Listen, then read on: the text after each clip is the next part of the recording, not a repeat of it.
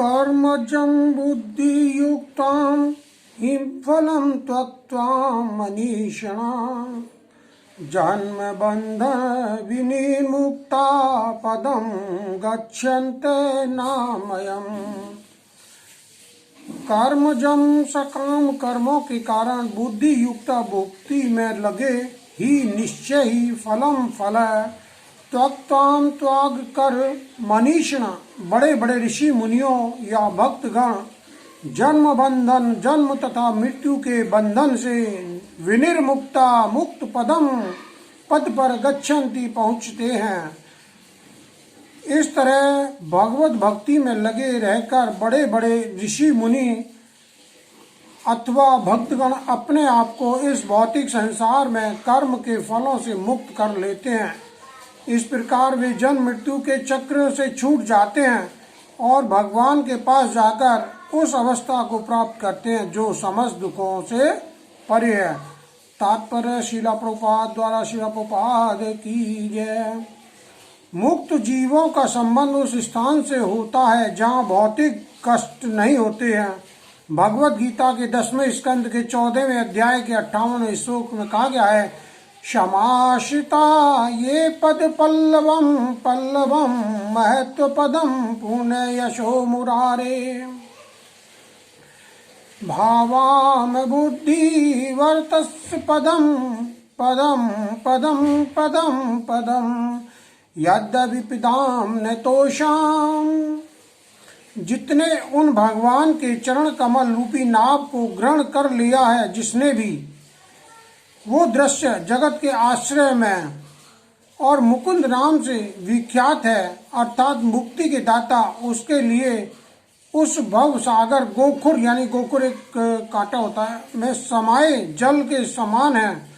उसका लक्ष्य परम पदम है, अर्थात वह स्थान जहाँ भौतिक कष्ट नहीं है या कि बैकुंठ है। यह स्थान नहीं जहाँ पद पद पर संकट हो। अज्ञानवश मनुष्य यह नहीं समझ पाता है कि वह भौतिक जगत ऐसा दुख में स्थान है जहाँ पद पद पर संकट है। केवल अज्ञानवश अल्प ज्ञानी पुरुष यह सोचकर कि कर्मों से वे सुखी रह सकेगा, सकाम कर्म करते हुए स्थिति को सहन करते हैं। उन्हें यह ज्ञात नहीं है कि इस संसार में कभी भी कोई भी शरीर दुखों से रहित नहीं है। संसार में सर्वत्र जीवन दुख जन्म मृत्यु तथा जरा व्याधि विद्यमान है, किंतु जो अपने वास्तविक स्वरूप को समझ लेता है और इस प्रकार भगवान की स्थिति को समझ लेता है, वही भगवान की प्रेमा भक्ति में लगता है।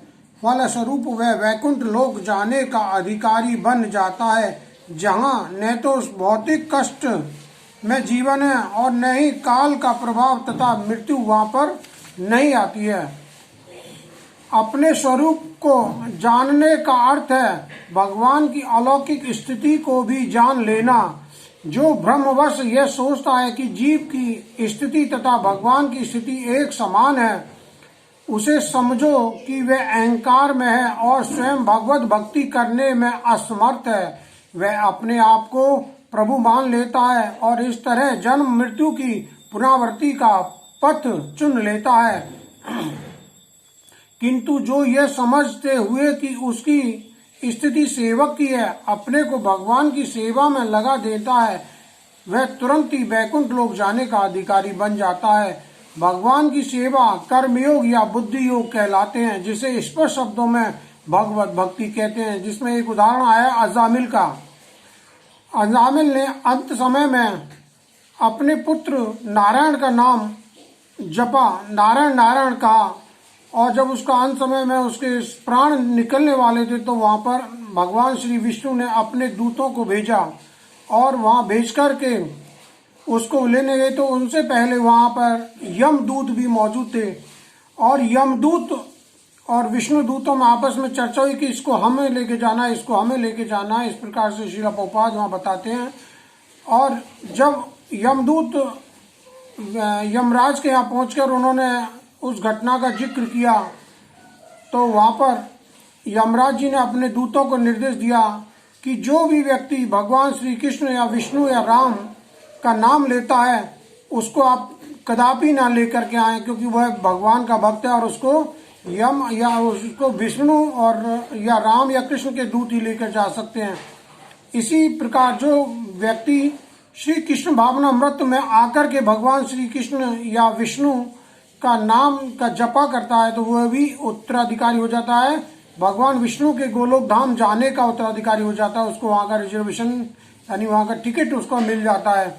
परंतु ये नहीं कि उसको जपा करने से उसको टिकट मिल गया। यदि उसने कहीं कोई गलत कार्य किया और उसने उस जपा को ध्यान पूर्वक नहीं सुना तो उसे भी कहीं ना कहीं विधान में व्यवधान आ सकता है।